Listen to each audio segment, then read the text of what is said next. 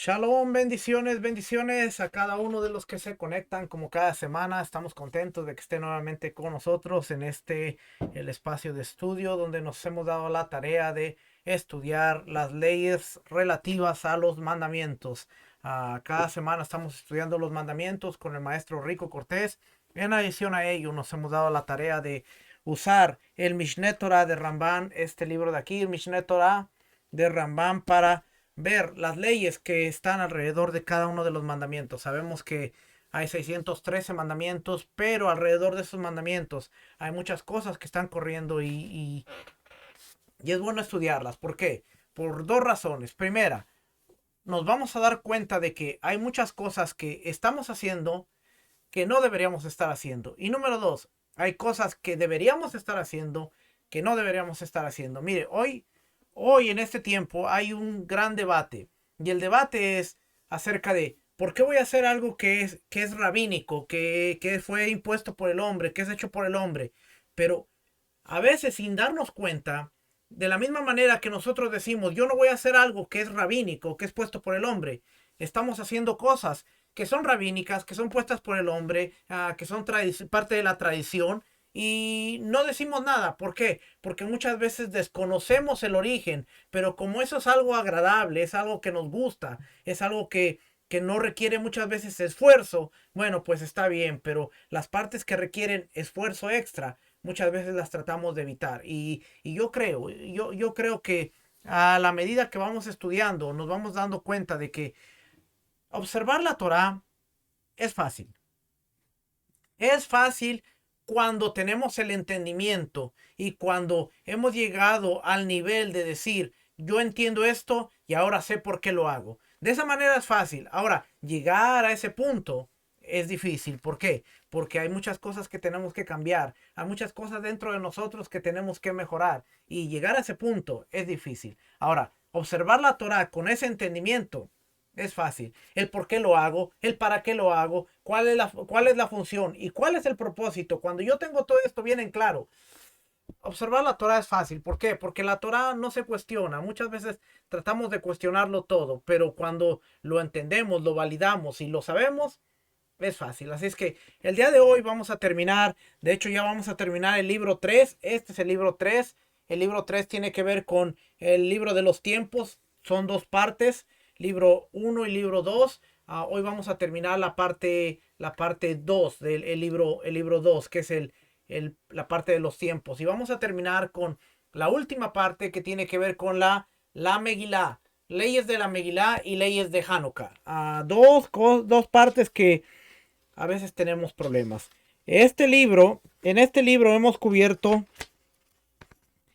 en la segunda parte, hemos cubierto, déjenme ver por aquí, hemos cubierto leyes de reposo en las festividades, los Shabbats que caen dentro de las festividades, leyes que tienen que ver con el Hametz y Matzah dentro de Pesach, leyes de Shofar, Sukkah y Lulav, que son las fiestas de otoño, y leyes de Shekalim, el medio shekel, lo estudiamos. De hecho, hoy, me acaba de llegar hace poquito una revista interesante. Creo que la tengo aquí.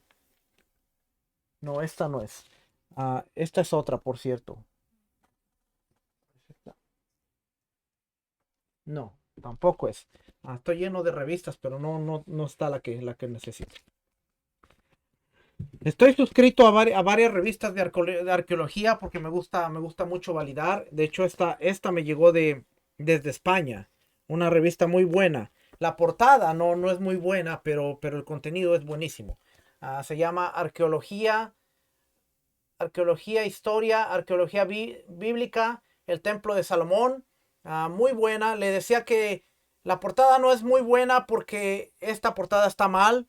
El sumo sacerdote, mire, cuando nosotros entendemos, podemos ver las cosas fácilmente. El sumo sacerdote nunca se ponía la ropa sacerdotal, estaba vestido de blanco, de lino fino, era como él conducía el servicio de Yom Kippur. Entonces aquí cuando lo vemos con el pectoral y el vestido de tejelet azul, prácticamente sabemos que es incorrecto, porque el sumo sacerdote nunca, y sabemos que es Yom Kippur, por cierto, porque está con la sangre, en el arca y está poniendo la sangre en el arca. Así es que sabemos que es Yom Kippur. Así es que automáticamente él no debería tener el vestido a las ropas sacerdotales de gala, sino tenía que estar de blanco. Pero esta es la arqueología bíblica del templo de Salomón. La información es interesante. Esta que me acaba de llegar es arqueología, la antigua Jerusalén, y también trae muchísima información en todo lo que es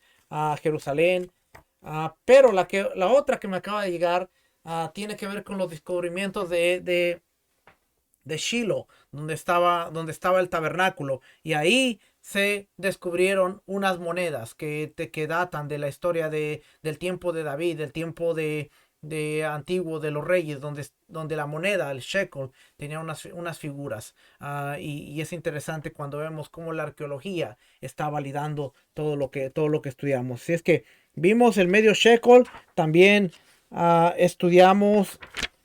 Estoy haciendo recuento porque ya vamos a terminar el libro. Vimos leyes de la santificación del mes, cómo se hacía la santificación del mes, Rosh Hodesh, para acabar con los debates pero nosotros vimos la luna, pero hoy no es el día. Vimos cómo se hacía y vimos por qué el calendario que tenemos el día de hoy tiene la autoridad, tiene la legalidad bíblica y por qué debemos seguirlo. Vimos las leyes de los ayunos, los diferentes ayunos, y vimos aún dentro del profeta Zacarías, que nos habla de los ayunos, Zacarías 8, que nos habla de los diferentes ayunos. Por cierto, en Tishri viene uno, Tishri 3, viene un ayuno que no está dentro de los ayunos que conocemos, pero vimos que si usted ve Zacarías, dice el ayuno del mes séptimo, y ahí está reflejado. Se llama el ayuno de Gedalía, Tishri 3. Así es que ahí está el ayuno. Y hoy vamos a ver las leyes que tienen que ver con Hanukkah y la Megilá. ¿Qué tiene que ver? ¿Cuál es la Megilá? Megilá es la palabra para rollo. Y esto tiene que ver con el rollo de Esther. Así es que automáticamente sabemos que leyes de Megilá, leyes del rollo de Esther y leyes de Hanukkah tiene que ver con las otras dos fiestas o las otras dos celebraciones. Para que alguna gente no se moleste porque no son fiestas en sí, pero las otras dos celebraciones nacionales que la nación de Israel tiene, no solo el pueblo judío, sino la nación de Israel. ¿Por qué? Porque nosotros vemos en el tiempo de Purín o en el libro de Esther, Mardoqueo es de la tribu de Benjamín, mas sin embargo, en todo el libro de Esther se le reconoce como un judío. Ahora, él no era judío, él era de la tribu de Benjamín, la tribu de donde salió Saúl. Pero si usted ve el libro de Esther, dice Mardoqueo el judío, Mardoqueo el judío, Mardoqueo el judío. Él no era judío, él era benjamita. Pero para que usted vea que después del exilio, a la nación se le empezó a conocer como la nación judía, aún sin ser de la tribu de Judá. Así es que vamos a ver leyes que tienen que ver con Purín y leyes que tienen que ver con Hanukkah a través de estos capítulos. Y vamos a ver algo interesante. Así es que, ¿está listo? Vamos por aquí a ver. Dice aquí, leyes de Megilá o leyes del rollo. Y ya vamos a ver por qué es el rollo de Esther. Y Hanukkah. Incluye dos preceptos. Se lo puse en rojo porque es importante esto. Dice, incluye dos preceptos positivos instituidos por los sabios, los cuales no estaban incluidos en la cuenta general de los 613 preceptos. Incluye dos preceptos positivos instituidos por los sabios, los cuales no están incluidos en la cuenta general de 613 preceptos. Y se lo volví a repetir y usted dirá, ¿por qué me lo volví a repetir? Porque hay mucha gente que tiene problemas con lo rabínico, tiene problemas con esa tradición, eso rabínico, pero cuando llega el tiempo de Purín, tenemos que leer el libro de Esther, porque está ordenado que hay que leer el libro de Esther. ¿Quién lo ordenó? Es un precepto de los sabios. Este sí es un precepto rabínico. Y todos aquellos que, rabínico, rabínico, cuando llega Purín, tenemos que leer el rollo de Esther, tenemos que ser obedientes. Entonces, cuando empezamos a estudiar y a conocer todas estas cosas, no tenemos problema con decir, esa es la tradición, como muchas otras cosas que observamos. Pero ya no estamos con, esto sí porque sí me conviene, esto no porque no me conviene. No, eso es rabínico.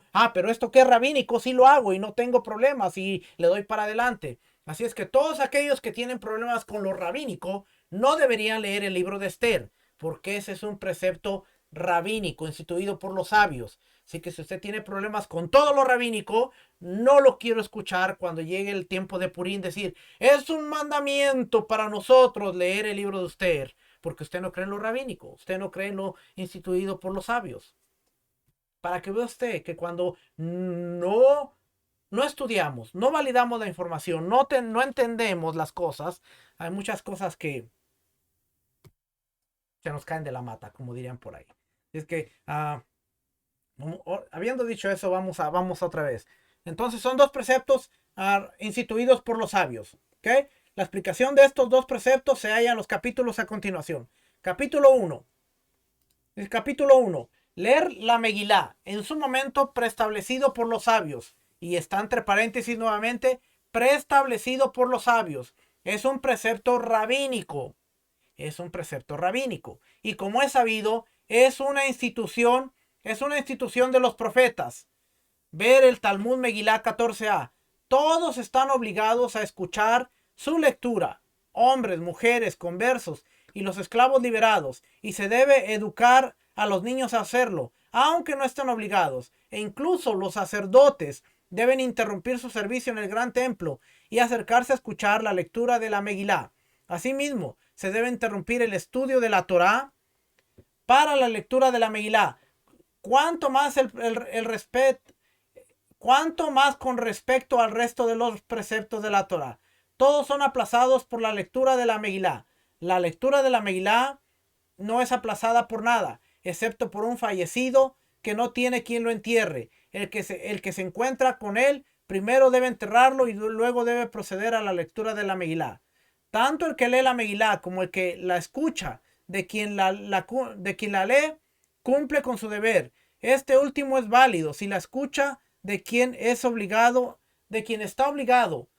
en su lectura. Por consiguiente, si el que lee es un niño o un demente, el que escucha de él no cumple con su deber. Es un precepto leerla entera, o sea, todo el libro de Esther hay que leerlo, y también es un precepto leerla de noche y de día. Toda la noche es apta para la lectura de la noche, y todo el día es apto para la lectura del día. A la noche, antes de leerla, se bendice. Bendito eres tú, Hashem, nuestro Elohim, Rey del Cosmos, quien nos santificó con sus preceptos y nos ordenó respecto a la lectura de la Megilá. Y la segunda bendición, bendito eres tú, Hashem, nuestro Elohim, Rey del Cosmos o Rey del Universo, quien hizo milagros para nuestros antepasados en aquellos días, en esta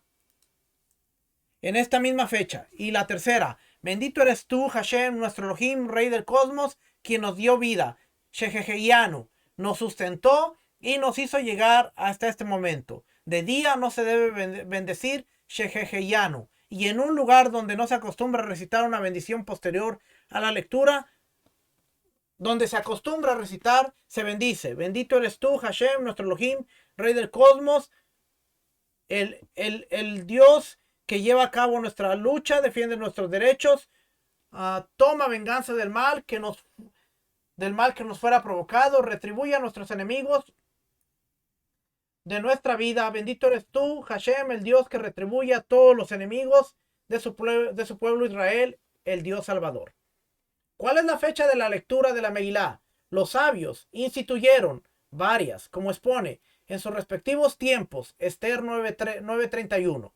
Y aquí vamos a ver qué nos dice la Biblia, porque está citando la Biblia, tenemos que ir a ver. 9:31, ¿de dónde viene eso? Aquí viene la fecha de la fiesta de Purim, capítulo 9, versículo 16. Así que si llegamos al versículo 31, nos vamos a dar cuenta que dice aquí el versículo 29. Y la reina Esther, hija de Abijail, y Mardoqueo, el judío, suscribieron con plena autoridad esta segunda carta referente a Purim, y fueron enviadas cartas a todos los judíos, a las 127 provincias del rey Asuero, con palabras de paz y de verdad, para confirmar estos días de Purim en sus tiempos señalados, según les había ordenado Mardoqueo el judío y la reina Esther, y según ellos habían tomado sobre sí y sobre su descendencia para conmemorar el fin de los ayunos y de su clamor. Y el mandamiento de Esther confirmó estas celebraciones acerca de Purim, y esto fue registrado en un libro. De ahí es de donde viene que en su tiempo tenían que celebrarla. ¿Ok? Es que por eso dice aquí, en su tiempo. Estas son las fechas de su lectura. Toda la ciudad que estaba amurallada en la época de Yehoshua ben Nun o Josué, ya sea que se encuentren en la tierra de Israel o fuera de ella, a pesar de que ya no tienen la muralla, se lee el 15, el mes de Adar. Esta ciudad se denomina Keraj en adelante, o ciudad amurallada. Toda ciudad que no estaba amurallada en la época de Yehoshua bin Nun, Josué, aunque ahora sí lo esté, se lee el 14 del mes de Adar. Esta ciudad se denomina Ir en adelante, o ciudad no amurallada. En Shushan, Susa, la capital del imperio persa, en el Golfo Pérsico, a pesar de que no estaba amurallada en la época de Yehoshua bin Nun, se lee el día 15, que es cuando se produjo el milagro ahí, como expone, y descansaron en el día 15, Esther 9:18. ¿Y por qué se determinó esto? En base a la época de Yehoshua, para brindar honor a la tierra de Israel, que estaba destruida en el momento del milagro de Purim. De modo que sus habitantes lean con los habitantes de Shushan, y que algunas de sus ciudades se consideren ciudades amuralladas, por cuanto que estaban amuralladas en la época de Yehoshua, a pesar de que no ahora están destruidas. Y por esta medida las personas recordarán a la tierra de Israel cuando se conmemora este milagro. En adelante, cuando exponemos amurallada o no amurallada, nos referimos a cómo estaba en la época de Yehoshua bin Nun. Aquí nos está diciendo que ellos tomaron como base el tiempo de Josué, cuando las ciudades estaban amuralladas, que tenían muralla, como Jericó y otras más. Ese era el estatus. Ese se leía el día 15. Las ciudades que no estaban amuralladas en el tiempo de Josué, tenían que leerlas en el día 14. Ciudades no amuralladas. Y ese era el estatus. ¿Para qué? Para que cuando la gente las leyera, se acordara del honor y de la belleza de Israel, aunque ahora estaba destruida. Acuérdense que los eventos de Purim están sucediendo mientras Jerusalén estaba destruida. Después de Nabucodonosor, cuando Jerusalén fue destruida, el templo fue destruido y toda la ciudad estaba destruida, en ruinas. Así es que para darle honor, tomaron como referencia el estado de las ciudades cuando era el tiempo de Josué, las murallas que estaban amuralladas. Y por eso nos está dando el detalle aquí. Las ciudades que estaban amuralladas en el tiempo de Josué tenían que leer el rollo de Esther en el día 15. Las que no estaban amuralladas en el tiempo de Josué lo tenían que leer en el día 14 de Adar, 2 días. Con respecto a los pueblerinos que solo se reúnen en las sinagogas, lunes y jueves, los sabios han establecido que adelante la lectura de la Megilá, el día de reunión, de la gente en las sinagogas para escuchar la lectura de la Torá, es decir, lunes y jueves. ¿Qué significa esto? Si el día 14 de Adar cae lunes o jueves, deben leerla ese mismo día. Y si cae en cualquier otro día, deben adelantar la lectura al lunes o al jueves anterior al día 14. Ellos se reunían lunes y jueves a las sinagogas para leer la lectura. ¿Eso qué quiere decir? Que el día 14 se tenía que leer el rollo de Esther. Si el 14 caía en lunes o jueves, tenían que leer el rollo de Esther.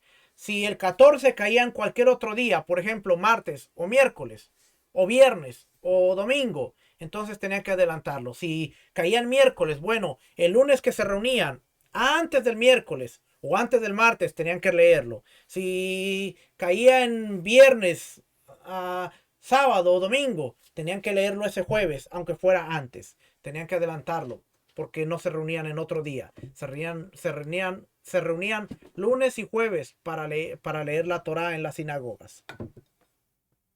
Que eran, si usted escuchó el estudio de los ayunos, se va a dar cuenta que era el mismo día que ayunaban, 2 días por semana, lunes y jueves. Y luego sigue explicando aquí, dice,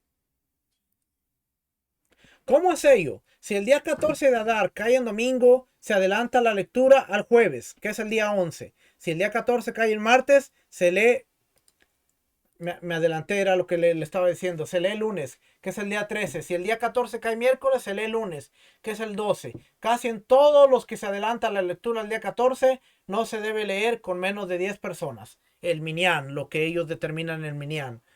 En el caso de un pueblo cuyos habitantes no se reúnen en la sinagoga los lunes y jueves, solo se puede leer la Megilá el día 14. Y toda ciudad en la que no hay 10 personas que solo se dedican a estar siempre en la sinagoga para ocuparse de las necesidades comunitarias, se considera como un pueblo y se lee la Megilá el día de reunión, lunes o jueves. 9.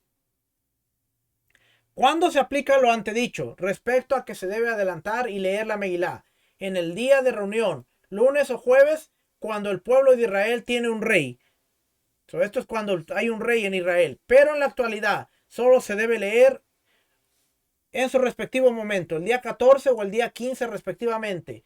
Los habitantes de los pueblos y las ciudades no amuralladas leen el día 14 y los habitantes de las ciudades amuralladas leen el día 15, porque no hay rey, porque se tiene que leer el día 14 o el día 15, hoy en día. Aquí sigue hablando acerca de la ciudad amurallada. Todos estos son detalles de cuál es amurallada, cuál no. Si existen dudas acerca de una ciudad y no se sabe si estaba amurallada desde la época de Yehoshua o si fue amurallada posteriormente, se debe leer en ambos días, el día 14 y el día 15. Esos son detalles. Fíjese lo que dice el 12. Si sucede que se leyó la Megilá en el primer Adar y después el tribunal rabínico o el Sanedrín define que se trata de un año embolismal, un año bisiesto, es decir, que hay Adar 1 y Adar 2, se debe volver a leer en el segundo Adar cuando corresponde. Entonces es interesante porque si era Adar y se llegó el día 14 y se leyó, pero después el Sanedrín dice, la cebada no está lista, los caminos no están listos, todos los detalles que ya vimos en el calendario, en Rosh Hodesh, ellos extendían un mes más el segundo Adar, entonces ahora tenían que volver a leerlo el 14 del segundo Adar, que es cuando Purim realmente es. Eso es lo que nos está explicando por aquí. No se debe leer la Megilá en Shabbat. Es un decreto rabínico para evitar que alguien la tome en su mano para ir a lo de un experto en leerla, cargándola 4 amot en el dominio público, pues todos deben leerla, pero no todos saben hacerlo. Por consiguiente, si la fecha de su lectura cae en Shabbat, se debe adelantar la lectura para el día antes de Shabbat. En ese Shabbat se debe debatir y enseñar sobre las leyes de Purim para recordar que se trata de Purim. Acuérdense que antes no era como una Biblia. Antes era un rollo. Ellos tenían un rollo. Y el Megilá de Esther, el rollo de Esther, era un rollo separado. De hecho, hoy en las sinagogas, lo que ellos tienen el rollo separado de la Torá. Ellos tienen la Torá, que son los 5 rollos. Tienen un rollo especial que es que es el de Esther, un rollo que es el de Cantares. Son 5 diferentes rollos que tienen, que se leen durante las fiestas. Cantares, Esther, ¿cuáles otros son? Déjenme me acuerdo cuáles son. Entonces lo que ellos hacen es que en Shabbat o el día de Purim, ellos no sacan el rollo de la Torá, sino ellos sacan el rollo de Esther, el puro rollo donde está el libro de Esther. Y en este tiempo dice, si caía en Shabbat, alguna gente que no sabía leer iba a tener que cargar el rollo y automáticamente estaba cargando en Shabbat, lo que hacía que se profanara el día porque no se podían cargar las cosas. Lo que nos está explicando este punto aquí. ¿Cómo sería si el 14 cae en Shabbat? Los habitantes de las ciudades no amuralladas adelantan y leen la Megilá el viernes, y los habitantes de las ciudades amuralladas leen en su fecha, que es el domingo. Si el 15 cae en Shabbat, los habitantes de las ciudades amuralladas se adelantan y leen el viernes, que es el 14, y los habitantes de las ciudades no amuralladas leen ese mismo día, cuando les corresponde hacerlo. Entonces resultará que todos leen el día 14, todo para evitar no leerlo en Shabbat. Requisitos para cumplir con el deber de la Megilá. El que lee la Megilá desordenadamente, es decir, lee primero los versículos posteriores, no cumple con su deber. Si cuando alguien se olvida de leer un versículo y lee el siguiente y luego vuelve hacia atrás y lee el versículo que se ha olvidado y luego el tercer versículo, no cumplió con su deber porque leyó un versículo desordenadamente. Entonces, ¿cómo debe hacerse? ¿Cómo se debe hacer? Debe comenzar del segundo versículo, el cual se había olvidado, y continuar leyendo a partir de ahí en orden. Si alguien encuentra una congregación que ya leyó la mitad de la Megilá, no debe decir: leeré la segunda parte de la Megilá junto a la congregación y luego leeré la primera parte, pues esto es leer desordenadamente. Más bien, debe leer desde el principio hasta el final en orden. Si alguien lee, espera un poco y luego continúa, incluso si espera el tiempo suficiente para terminar toda la Megilá, por cuanto leyó en orden, cumple su deber. ¿Okay? So hay que leerla toda en orden, desde el principio hasta el fin. Si la Megilá está escrita en arameo o en cualquier otra lengua de las naciones, solo cumple con su deber aquel que entiende dicha lengua. Esto es si está escrita en letras de aquel idioma, pero si está escrita en escritura hebrea y alguien la lee en arameo, un arameo no cumplió con su deber, porque resulta que la lee de memoria, porque no lee lo que está escrito, sino que va traduciendo. Y dado que el que lee no cumple con su deber, tampoco quien escucha la Megilá de él cumple con su deber. Aquí nos está diciendo que nosotros, si la tenemos en español, podemos leerla en español y no hay ningún problema. Si está en hebreo y la estamos traduciendo al español, es mejor que si hablamos español, la leamos en español. Vamos por aquí. Por aquí esta parte de 8.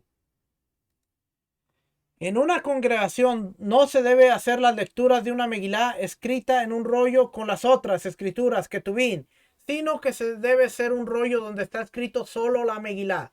Y si igualmente alguien la lee, no cumplió con su deber, a menos que el pergamino correspondiente específicamente a la Megilá sea más alto o más bajo que el resto de los pergaminos, para que haya distinción en la Megilá del resto de las escrituras. Pero un individuo puede leer en este rollo, aunque el pergamino correspondiente a la Megilá no sea más alto o bajo que el resto, y cumple con su obligación. Estos son tecnicismos que estamos encontrando, porque nosotros normalmente vamos a ver que nuestras Biblias tienen el libro de Esther y no son rollos separados. Y usted dirá, bueno, entonces, ¿qué pasa con la Biblia en donde no tenemos rollo, sino que está ahí? No se vuelva loco. Usted lee el libro de Esther ahí de su Biblia y usted está perfectamente bien. ¿Okay? No hay ningún problema. Estos son tecnicismos. Cuando había rollos, había distinción y se podía hacer todo esto.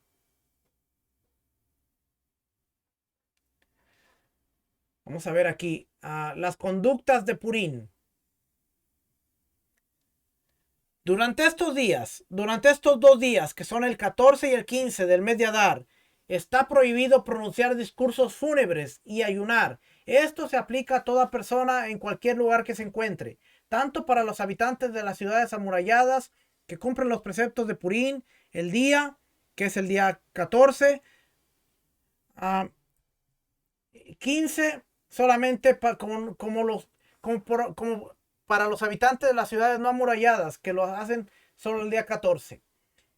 En el caso de un año embolismal, está prohibido pronunciar discursos fúnebres y ayunar en estos 2 días, tanto en el primer Adar como en el segundo. Los pueblerinos que se adelantaron y leyeron la Megilá el lunes o jueves anterior a Purim tienen permitido pronunciar discursos fúnebres y ayunar el día de su lectura, y tienen prohibido hacerlo en estos días 14 y 15, a pesar de que ellos no la leen en dichos días.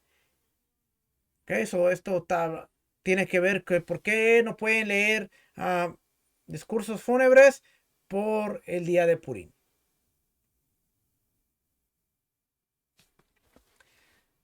15. ¿En qué consiste el deber, el banquete de Purim? ¿En qué consiste el deber de este banquete? Comer carne, preparar una comida importante, de acuerdo a las posibilidades. Ah, aquí voy a hacer un comentario. Lo voy a leer, pero voy a hacer un comentario. De acuerdo a las posibilidades, y beber vino hasta embriagarse y quedarse dormido en estado de embriaguez. También, cada individuo está obligado a enviar 2 porciones de carne y de tipos de comida o 2 tipos de alimentos a un amigo, como expone. Día para enviar porciones los unos a los otros. Esther 9:19. Es decir, debe enviar 2 porciones a una persona. Todo aquel que incrementa en enviar a los amigos es digno de elogio. Vamos a ver lo que dice Esther 9:19. Voy a hacer un comentario, pero primero vamos a ver qué nos dice aquí el libro de Esther. ¿Okay? Esther 9.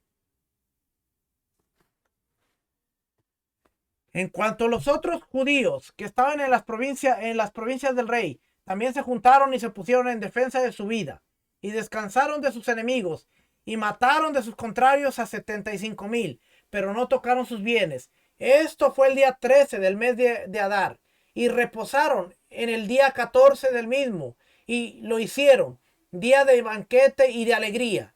Pero los judíos que estaban en Susa se juntaron el día 13 y el 14 del mismo mes, y el día 15 reposaron y lo hicieron día de banquete y de regocijo. Por tanto, los judíos aldeanos que habitan en las viñas sin muro hacen a los 14 del mes de Adar el día de alegría y de banquete, un día de regocijo, para enviar porciones cada una a sus vecinos. Ok, esto es lo que nos dice la Biblia. Dice, hacen un banquete y regocijo. Ahora,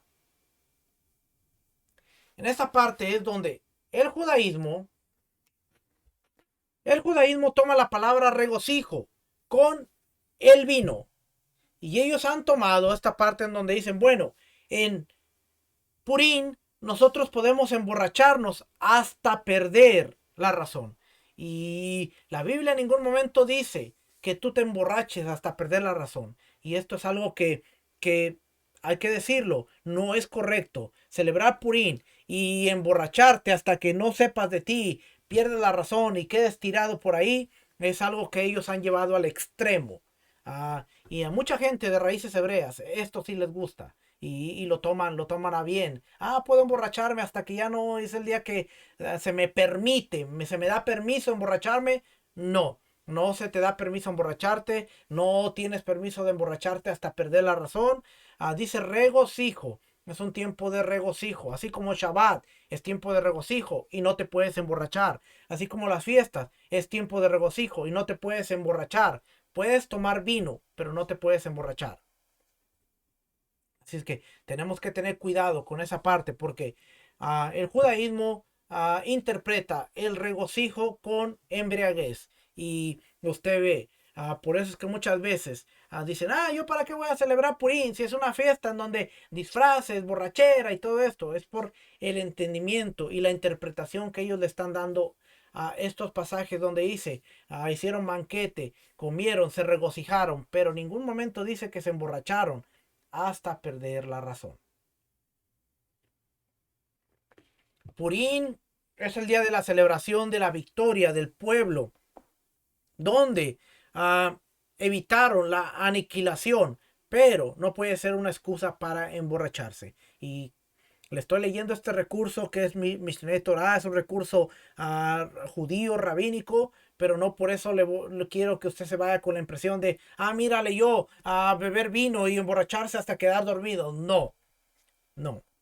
Porque por eso Rab Shaul dice, no os embriaguéis con vino en el cual no hay disensión. O sea, nosotros, usted tiene permitido tomar vino para aquel que puede controlarlo, sí. Si usted tiene problemas con el vino, mejor ni se meta con el vino.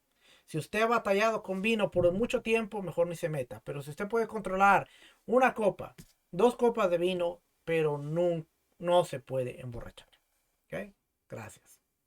Tenía que hacer esa aclaración porque muchas veces venimos a lo que es el entendimiento de raíces hebreas y dice, no, yo puedo emborracharme, yo puedo hacer esto. No.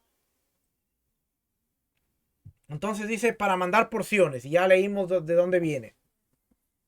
Que hagan un intercambio con su amigo y que cada uno le envíe al otro su comida para cumplir lo que expone el versículo, para enviar porciones los unos a los otros. También regalos a los necesitados. También cada individuo debe proveer en Purín a necesitados no menos de 2 pobres. A cada uno se le debe dar mínimo un regalo, dinero, comida cocida o tipos de alimento, como expone, y regalos para los necesitados. Esther 9:22.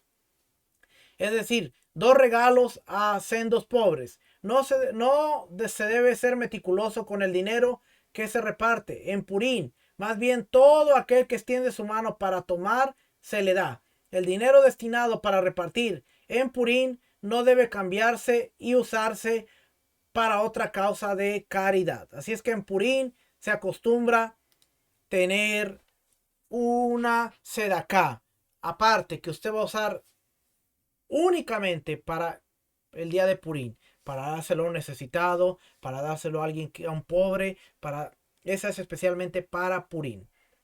¿Okay? No la puede mezclar con nada más. ¿Cuál tiene prioridad? ¿Banquete o regalos a los necesitados? ¿Es mejor que una persona incremente en regalos para los necesitados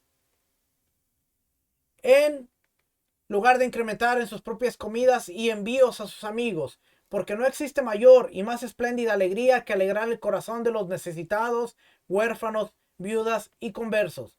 Porque el que alegra el corazón de estos desafortunados se asemeja a la Shekinah, a la presencia divina, como expone, para vivificar el espíritu de los humildes y para vivificar el corazón de los contrictos. Isaías 57:15. Fíjese este comentario. La Megilá de Esther o el rollo de Esther y Purín permanecerán por siempre. Todos, esto me pareció sumamente interesante cuando yo lo estaba leyendo ayer, a lo que llegó Rambán, Maimónides, a la conclusión, me parece sumamente interesante. Dice, todos los libros de los profetas, los Nevín y las escrituras, los Ketubín, serán anulados en la era del Mashiach, a excepción de la Megilá de Esther.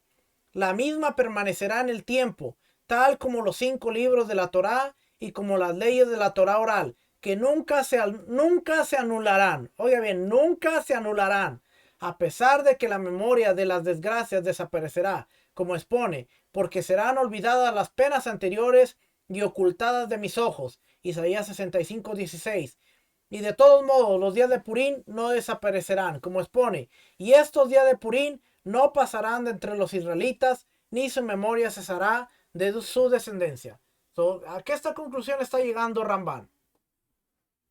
¿Cuál es el contenido de los profetas? ¿Cuál es el contenido de los escritos? ¿Cuál es el contenido de la mayoría de la Biblia, de la Biblia hebrea, quitándole la Torá? Tiene que ver con el pecado del pueblo, con el exilio, tiene que ver con la exhortación de los profetas para que el pueblo regrese. Así es que todo eso, cuando el Mashiach regrese, el pueblo está en la tierra, está en su tierra, con la casa, que todo esté restaurado. Esos escritos ya no van a tener ningún valor, porque es la profecía que ya se ha cumplido.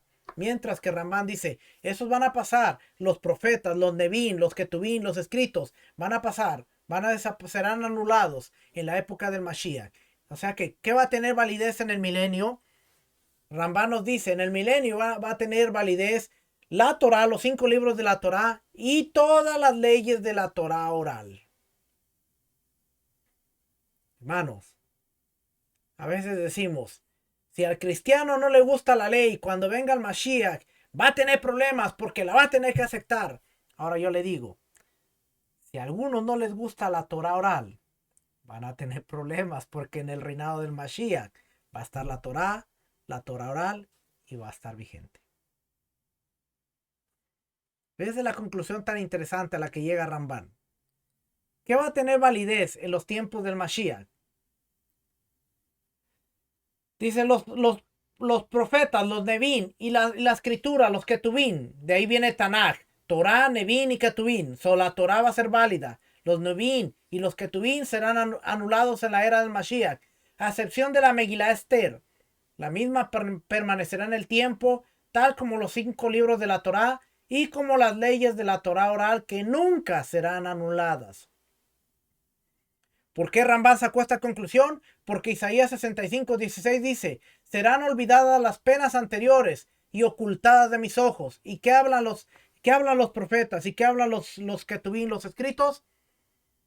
El exilio, la rebelión, la idolatría, cómo Dios castigó a ese pueblo, pero cómo Dios también prometía un redentor que iba a traer todo a ser restaurado. Bueno, eso desaparecerá, será quitado de los ojos del Eterno.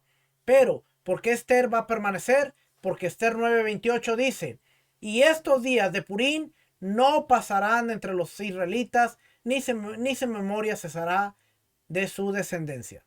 Ya estarán por siempre. Ahora, ya no vamos a celebrar Purín recordando las tragedias, sino vamos a celebrar Purín recordando que el rey está aquí y que el pueblo nunca dejó de existir. Al contrario, ahora está con la promesa del Mashiach en la tierra y la promesa hecha a Abraham cumplida. Sumamente interesante lo que dice Rambán. Lo leí como 10 veces y yo decía, wow, qué increíble, porque muchas veces nosotros decimos, aquellos cristianos que no quieren entender que la Torá sí está vigente. Cuando ellos lleguen al milenio, que ellos dicen van a llegar, van a tener problemas porque ahí va a estar la Torá vigente. Bueno, vamos a usar ese mismo argumento. Aquellos mesiánicos, aquellos de raíces hebreas, aquellos que desprestigian la Torá oral y que la hacen para un lado, van a tener problemas porque llegando el Mashiach y entrando al reino. ¡Tarán! Familia, hay que validar las cosas y hay que seguir estudiando mejor. ¿Ok? O sea, no, no. Capítulo 3. Vamos a entrar al milagro de Hanukkah. Hanukkah. Los griegos, cuando reinaban durante el segundo templo, promulgaron decretos contra los israelitas, trataron de anular su religión, no les permitieron dedicarse a la Torá y los preceptos, y extendieron sus manos contra su dinero y sus hijas. Les robaban y violaban a sus hijas. Ingresaron al santuario, donde hicieron brechas e impurificaron lo puro. Los israelitas sufrieron mucho por ellos. Les causaron una gran opresión, hasta que el Dios de nuestros padres se compadeció de ellos y los salvó de sus manos. Y los jasmoneos, sacerdotes principales, los vencieron y mataron, y salvaron a los israelitas de sus manos. Coronaron un rey de entre los sacerdotes, con lo cual el reinado retornó a Israel durante más de 200 años, hasta la destrucción del segundo templo. Dice, en el capítulo 1, lo que leímos, donde expone las leyes de Purim, Rambán comienza directamente exponiendo las leyes. En cambio, en el presente capítulo, Rambán comienza exponiendo la historia de Hanukkah. El motivo de esta diferencia podría ser: en la introducción al Mishneh Torah, Rambán expone que si uno lee la Torah escrita y después lee esta obra, habrá estudiado toda la Torah, sin necesidad de ningún otro libro. Por ello, con respecto a Purim, Rambán asume que uno ya leyó la Biblia, donde está el libro de Esther con toda la historia, lo que no ocurre con Hanukkah. Es que, ¿cuál es la diferencia? ¿Por qué nos está contando la historia de Hanukkah y no nos está contando la historia de Purim? Porque al leer el Tanakh, se supone que ya la gente leyó el libro de Esther y ya conoce la historia de Purim. Cuando leemos esta parte de Mishneh Torah, ya sabemos de qué está hablando. Hanukkah normalmente no se conoce porque está fuera de en los libros que no están dentro del canon, y muchas veces la gente no lee la historia, no conoce la historia. Yo fui uno de ellos, para serles sincero, que durante el primer año que yo estaba estudiando lo que conocemos como raíces hebreas, a mí me dijeron que Hanukkah tenía que ver con el milagro del aceite, Hanukkah tenía que ver con los 8 regalos que se le daban a los niños, Hanukkah tenía que ver con las velitas que se prendían cada día, y así yo conocía, así fue como yo conocí Hanukkah. no lo celebré el primer año porque yo decía, bueno, 8 regalitos, bueno, yo venía de Navidad y que un regalo, y yo dije, no, yo como que esa no la compro, yo no, no estaba seguro de eso, pero a mí la persona que me explicó sobre Hanukkah, esa fue la explicación que me dio. Ahora, cuando yo empecé a estudiar y cuando yo empecé a entender la historia de Antíoco, la historia del templo, cuando yo vi el término Hanukkah, dedicar, rededicar, tenía que ver con el templo, tenía que ver con el altar, tenía que ver con toda esta guerra, tenía que ver con todo esto. Ahora es que Hanukkah se volvió cobró otro sentido muy diferente. Ya no era prender una lamparita, una velita por prenderla. Ya no era que vamos a dar un regalito por regalito. Es más, en casa no se acostumbraban los 8 regalos diarios, ahí diario regalo, sino que ahora se empezó a explicar que Hanukkah tenía que ver con la mentalidad del pueblo judío, que le quería ser robada, se le quería prohibir su religión, se le quería prohibir tantas cosas. El cerdo que llegó al altar y que impurificó ese altar, lo volvió impuro, parando así los sacrificios, no se podían hacer sacrificios. Y pude entender un poco más Hanukkah. El, el entendimiento que muchas personas que a veces por volverlo popular y decir, mira, ya no celebra Navidad, pero ahora celebra esto, y están de alguna manera, están maquillando Hanukkah y volviéndolo como una Navidad, a un tipo Navidad, por no estudiar y por no ir más profundo. Hanukkah es bonito porque tiene que ver con nuestra identidad como pueblo de Dios. Y cada año se repite Hanukkah. ¿Por qué? Porque cada año tenemos un sistema que dice que los animales son puros para comer todos los animales. Dice que el día del Señor ya es otro día que no es el Shabbat, sino que es otro día en el cual hay que reunirse y hay que adorar a Dios en ese día. Y es un sistema que de alguna manera cada año estamos venciendo y nos estamos parando con él. Así que recordar Hanukkah es una lucha de cada año, recordando la misma guerra de los macabeos. Que por eso dice aquí la nota, por eso Ramban está explicando la historia de Hanukkah y no lo hizo con Purim. Esa es la diferencia. La fecha en que los israelitas vencieron a sus enemigos y los eliminaron fue el 25 de Kislev. Ingresaron al santuario y no encontraron aceite puro que no haya sido impurificado por los griegos, salvo una vasija en la que había cantidad suficiente solo para encender un día, y con ello milagrosamente encendieron la serie, es decir, todas de velas del candelabro por 8 días, hasta que prensaron aceitunas y produjeron aceite puro, lo cual demoraba como mínimo esa cantidad de días. ¿Ve? Este es un recurso judío, por lo cual el judío tiene ese midrash de explicar que ese milagro de aceite. Ahora, no hay ningún dato histórico, no hay ningún dato dentro de la historia en el cual se pueda validar que realmente fue así. Ahora, es muy probable que pudo haber pasado, que no había aceite y tenía que hacer un aceite puro, especial para prender las lámparas de la menorá. Pero no hay nada que podamos decir así fue, porque mira, la historia lo valida y así fue, se encontró una vasija y con esa vasija pudieron prender las velas de la menorá durante 8 días. No hay.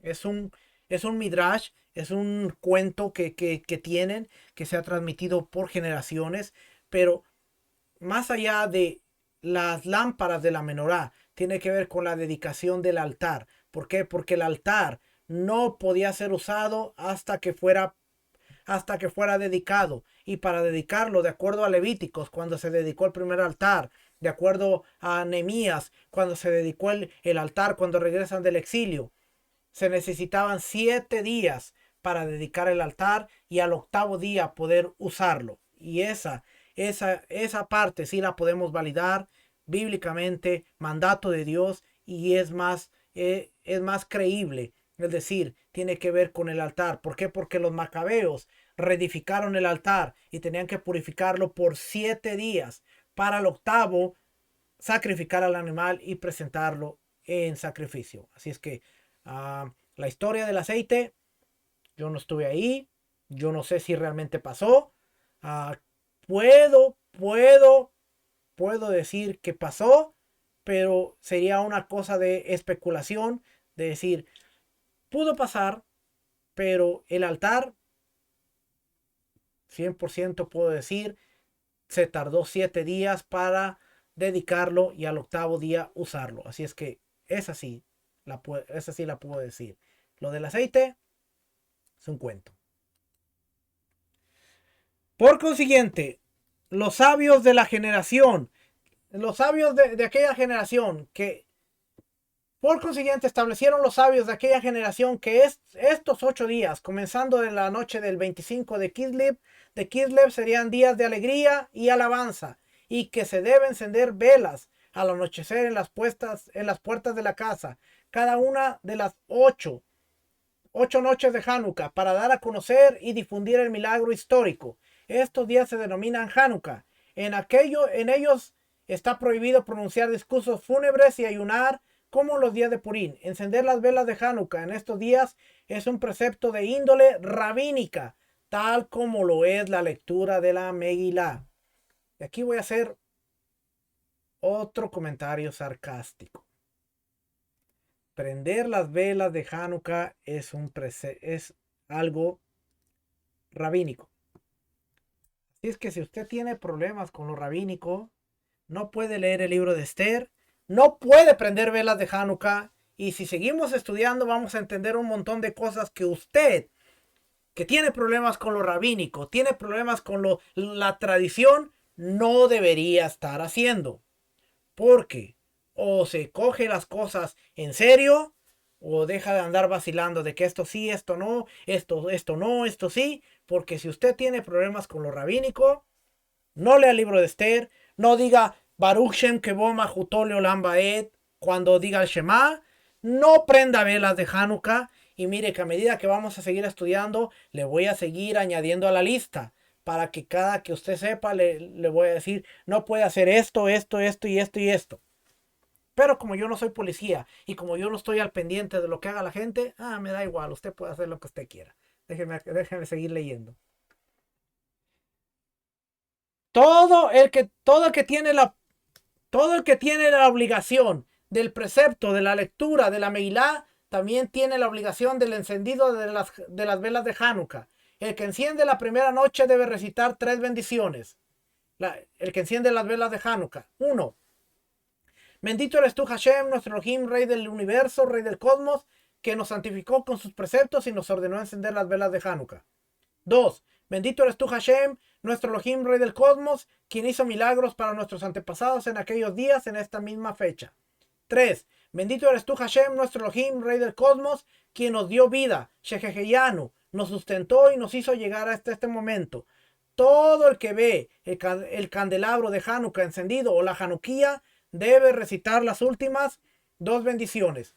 Las siguientes noches, quien enciende, recita las primeras 2 bendiciones, y el que lo ve recita una bendición, la número 2, porque Sheheheyanu se recita solo la primera noche.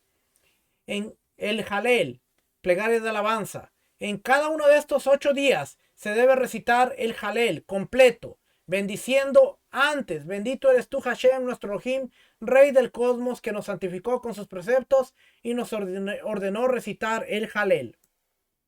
El Halel completo. Esto se debe hacer ya sea individualmente o en congregación.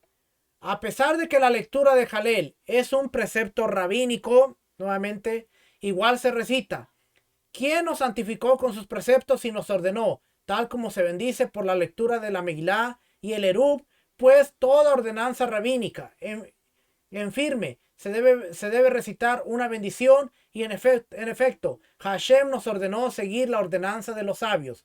Pero con respecto a una acción de índole rabínica y cuyo fundamento es por una duda en cuestión, como el de separar diezmos de maíz, frutos sobre los que hay dudas si fueron o no diezmados, no se debe bendecir. Y entonces, ¿por qué bendecimos por el segundo día de la festividad, siendo que fue establecido por los sabios a causa de una duda, a fin de que no sea tratado con desprecio? Pues si la gente ve que no se bendice, podrían llegar a ser trabajos prohibidos en ese día. Interesante, porque estamos viendo que dice que nos santificaste con tus preceptos y nos ordenaste el encendido. Son cosas rabínicas. Ahora, aquí le va otra. Ay, déjeme tomar café. Cuando la mujer viene en Shabbat y dice, bendito eres tú, Adonai, bendito eres tú, Hashem, nuestro Elohim, Rey del universo, que nos santificaste con tus mandamientos y nos ordenaste el encendido de las velas de Shabbat. Es un precepto rabínico. Tampoco puede hacer esa oración cuando prenda las velas de Shabbat. ¿Ve? ¿Ve cómo de repente tenemos una mezcla de cosas que estamos haciendo que son tradición y cosas que no estamos haciendo, pero que porque pensamos que son tradición y tenemos una mezcla ahí por no estudiar y por no hacer todas estas cosas?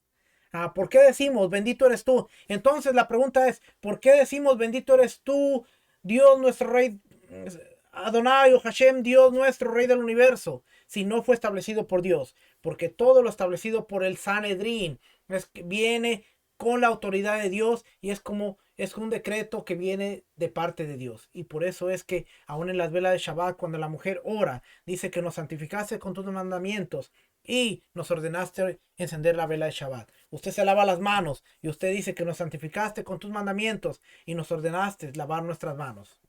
Cada que usted dice esa parte es porque estamos obedeciendo la jurisdicción y la legalidad bíblica de la Torá, que es a través del Sanedrín. Cuando entendemos, no tenemos problemas porque sabemos que es la autoridad de Dios. Vino de la parte de la boca de Dios, la interpretación de los sabios. Y ahora estamos siguiendo el consejo de Dios por los hombres que fueron puestos ahí. Pero cuando tenemos problemas, de repente tú estás haciendo cosas que se supone que si tú tienes problemas no deberías estar haciendo. Fue la última, ya no le vuelvo a decir más. Créame, fue la última que le di con sarcasmo. No solo en Hanukkah, festividad instituida por los sabios. El Jalel es una disposición de índole rabínica. Más bien la lectura Jalel es siempre de índole rabínica en todos los días que se recita Jalel completo, incluso en las festividades bíblicas. Hay 18 días en el año en los que es un precepto recitar Jalel completo. Y ya le voy a decir cuál es el Jalel.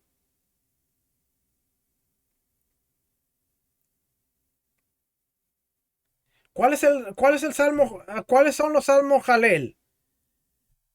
Cuando dice Jalel completo, se supone que el Jalel son los salmos que incluyen, empezando el Salmo 113 y terminando hasta el Salmo 118. Eso quiere decir que en estas fiestas se debe leer el Salmo 113, 114, 115, 116, 117 y 118. Y eso es parte de la liturgia. Parte de la liturgia. La gente que celebra fiestas y no hace liturgia, pues no sabe, pero parte de la liturgia. Y dice, hay 18 días en el año, que es un precepto recitar Jalel completo. Son los siguientes. Los 8 días de Sukkot, todos los 8 días. Los 8 días de Hanukkah, el primer día de Pesach, Shavuot. Pero en Rosh Hashanah y en Yom Kippur no se recita el Jalel. El Jalel porque son días de Teshuvah. Retorno a Hashem, mi arrepentimiento, miedo y temor a Hashem. No son días de alegría adicional. Oiga bien, no son días de alegría. Y no se instituyó la lectura del Jalel. Así que tiene 8 días de Sukkot, 8 días de Hanukkah, son 16. Pesach y Shavuot, 18. Son los 18 días. Que usted debe leer el Salmo 113 al 118. Porque la lectura de la Megilá en Purín es en sí un jalel, una alabanza.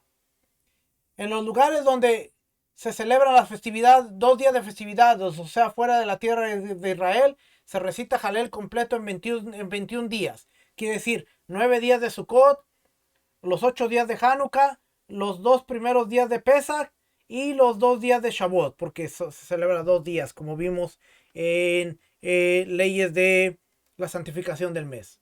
Así que son 21 días fuera de Israel.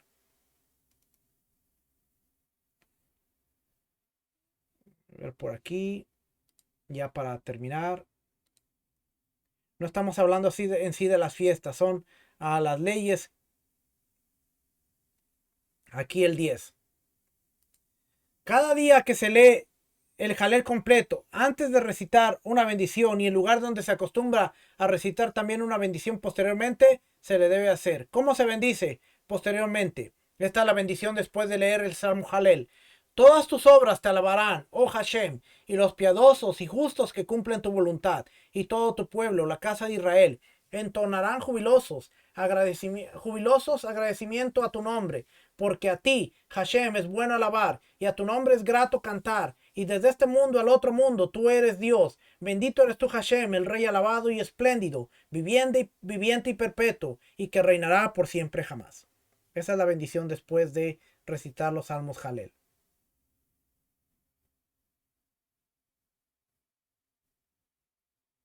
¿Qué más le leo por aquí? ¿Cuántas velas se deben encender en Hanukkah? El precepto es que en cada casa se encienda una vela, tanto si son muchas personas las que residen ahí o si es una sola persona. El que embellece el precepto enciende velas de acuerdo a la cantidad de integrantes de la casa, una vela por cada uno, sea hombre o mujer. Y el que lo embellece aún más y cumple el precepto de la mejor manera, enciende una vela por cada uno en la primera noche y va añadiendo en cada noche una vela, como explica el próximo inciso. ¿Cómo es ello? Si los integrantes de la casa son 10, en la primera noche encienden 10 velas, en la segunda 20, en la tercera noche 30, hasta que en la octava noche encenderán 80 velas. La costumbre generalizada en todas nuestras ciudades de España es que entre todos los integrantes de la casa enciendan una sola vela en la primera noche y van añadiendo una vela en cada noche hasta que en la octava noche encenderán 8 velas, tanto si los integrantes de la casa son muchos como si es una persona sola. Hay gente que va al extremo y dice, bueno, aquí en la casa somos 10, vamos a tener 10 januquillas y cada noche prendemos 10 velas. Realmente no hay una regla. ¿Ok? Ah, bueno, la regla es que debe haber una por casa. De ahí, si usted quiere tener 3 januquillas, 4 januquillas, 5 januquillas, usted puede tener las que usted quiera. Yo personalmente en casa, nosotros tenemos una januquilla que es de velas, una de aceite y una de luces que es de luces LED. Así es que aprendemos, por lo regular aprendemos 3 o 4 cada año. Así es que una por cada integrante casi, pero usted puede prender una, puede prender dos, puede prender tres, puede prender las que usted quiera. Realmente no hay una regla general en sí. ¿Ok? Porque imagínese si de repente hay 15 integrantes en una casa, un montón de velas.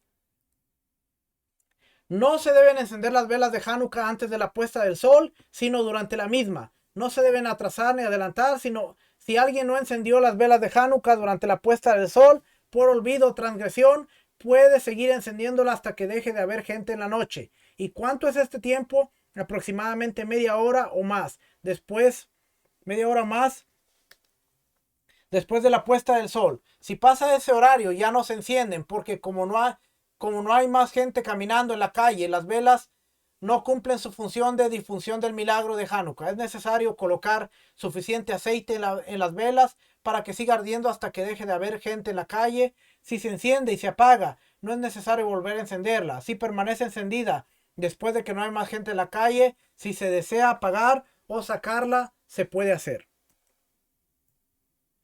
El precepto de la vela de Hanukkah es colocarla en la puerta de la casa del lado de afuera, a un tejaf, un puño cercano de la puerta, y se coloca a la izquierda del que ingresa a la casa, de modo que la mezuzá esté a la derecha y la vela de Hanukkah a la izquierda. Quien vive en un piso superior la coloca en la ventana próxima al dominio público. Una vela de Hanukkah colocada a más de 20 codos de altura no sirve de nada porque no es discernible para los que están en la calle. O tiene que estar en una ventana para que la vean de fuera y pueda ser vista.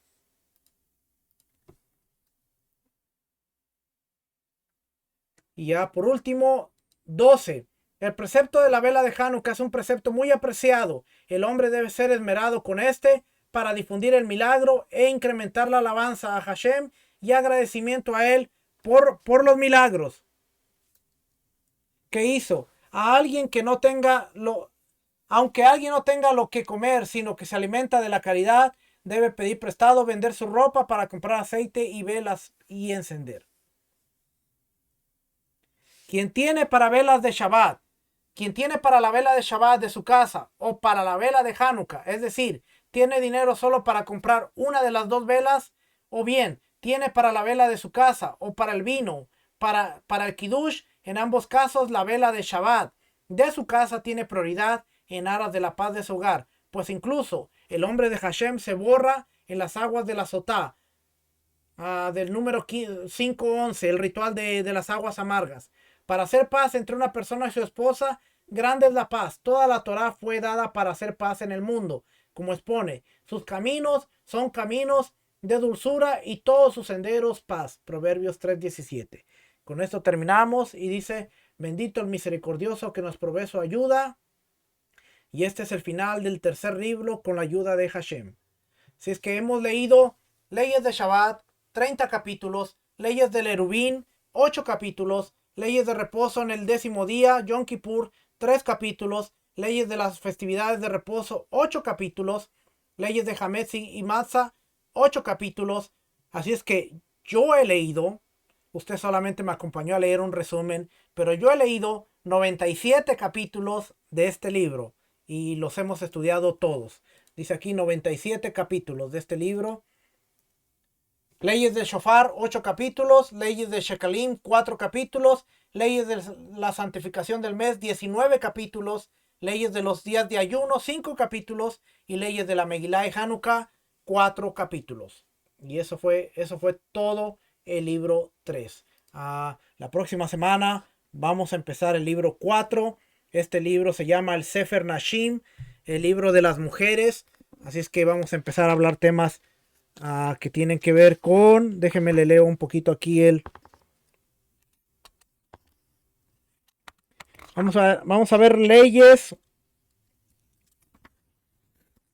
Leyes del matrimonio, leyes del divorcio, leyes de el Ibun y la Halitzá, leyes sobre la joven virgen y leyes de la Sotá, la mujer de las aguas amargas, de adulterio. Así es que va a ser algo un poquito más técnico este libro, pero vamos a aprender mucho acerca de la legalidad de la Torá.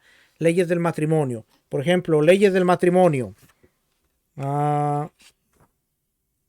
Incluye 2 preceptos: contraer matrimonio por medio de un acta matrimonial y ceremonia nupcial.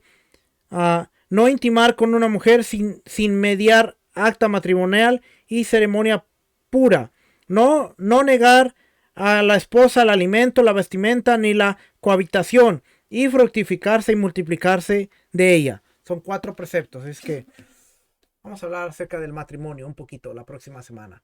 Familia, ¿qué más le puedo decir? Gracias por haber estado con nosotros y por seguir estudiando estas cositas que vamos aprendiendo. Hay muchas cosas que quizás usted ya sabe, hay cosas que quizás no sabía, y junto a nosotros seguimos aprendiendo.